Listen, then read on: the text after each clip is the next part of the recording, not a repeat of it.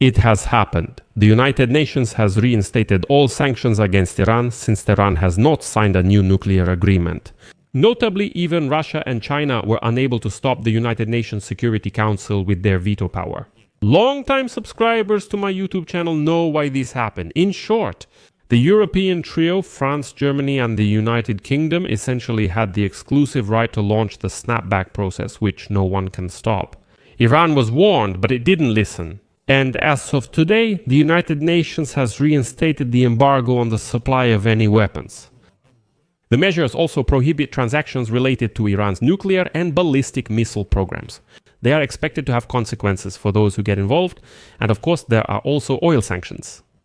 We'll talk about all of this in this episode. Which sanctions were reinstated, how they were reinstated, and why Russia and China couldn't save their ally. And what does this mean for Tehran? My name is Alexei Pechi. And before we start this episode, I want to remind you that this YouTube channel releases several news analysis segments every day, so that you stay up to date with absolutely all the news. That's why I recommend you subscribe to this YouTube channel and hit the bell so you don't miss any episodes. And I ask you to write a long detailed comment under this video so that as many viewers as possible can see it. Well, besides that, if you want to support the work of this YouTube channel, you can do so with any donation. Following the links and payment details in this video's description, you'll see it says, support the YouTube channel, Alexei Pechi. Use whichever format works best for you. I appreciate any support. So, Iran has once again been subjected to the so-called United Nations snapback sanctions or the snapback procedure.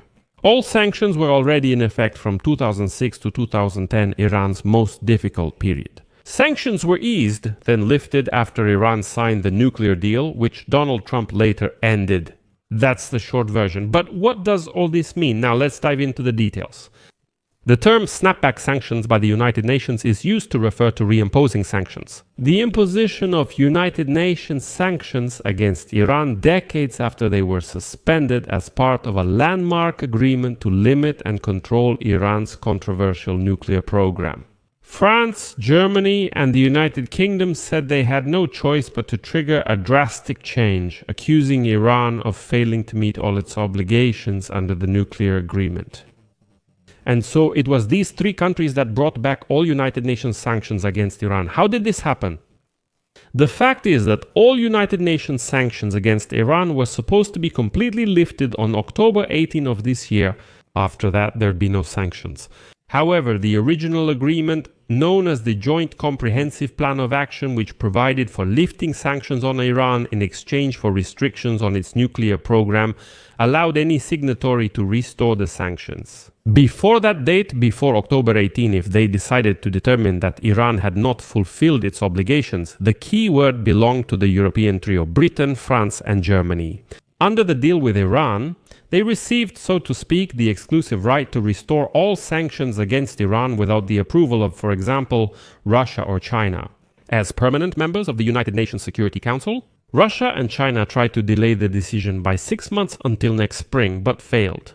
In August, European countries informed the United Nations Security Council that Iran had violated, quote, almost all of its obligations under the Joint Comprehensive Plan of Action, and that Europe was preparing to launch the snapback mechanism.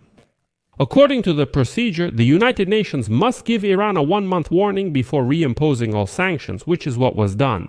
But the European countries were also in a hurry for another reason. The thing is, in October, Russia will take over the presidency of the Security Council, and then it will definitely block any sanctions against its ally. As a result, in September, there were several meetings and phone calls with Iran's Foreign Minister Abbas Araghchi and other Iranian officials. However, none of them made any progress in meeting the main demands of the Europeans. That is to provide evidence that Iran is ready to find a diplomatic solution, to comply with monitoring and inspections by the International Atomic Energy Agency,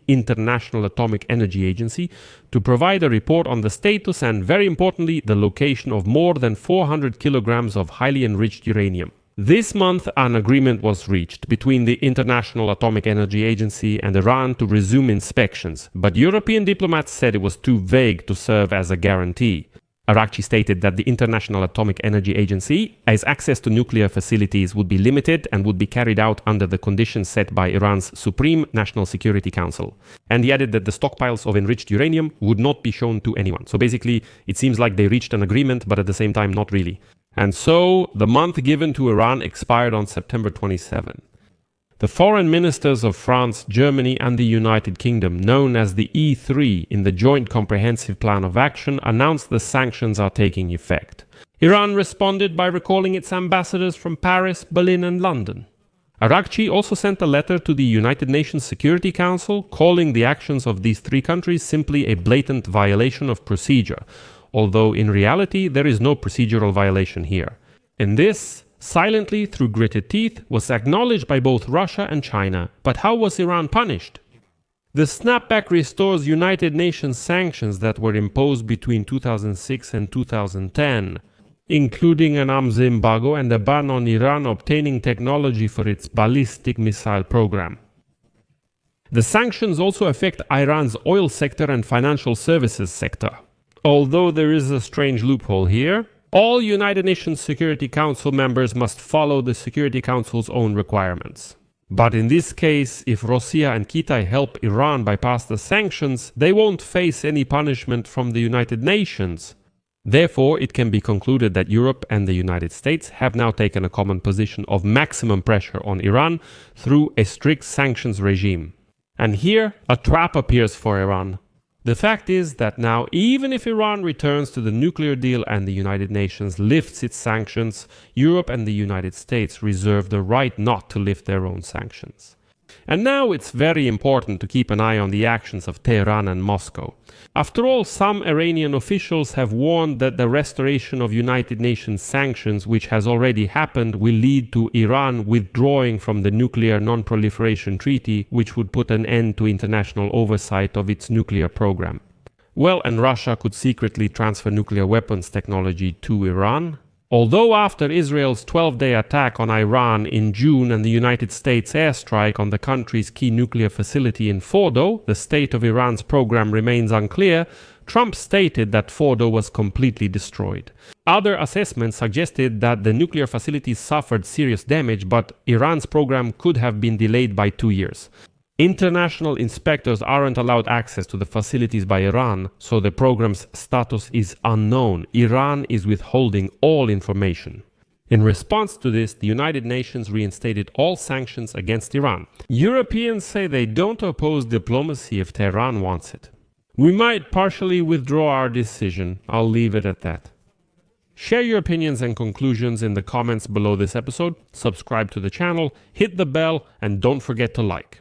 That's all for now. Take care of yourselves. Goodbye, everyone.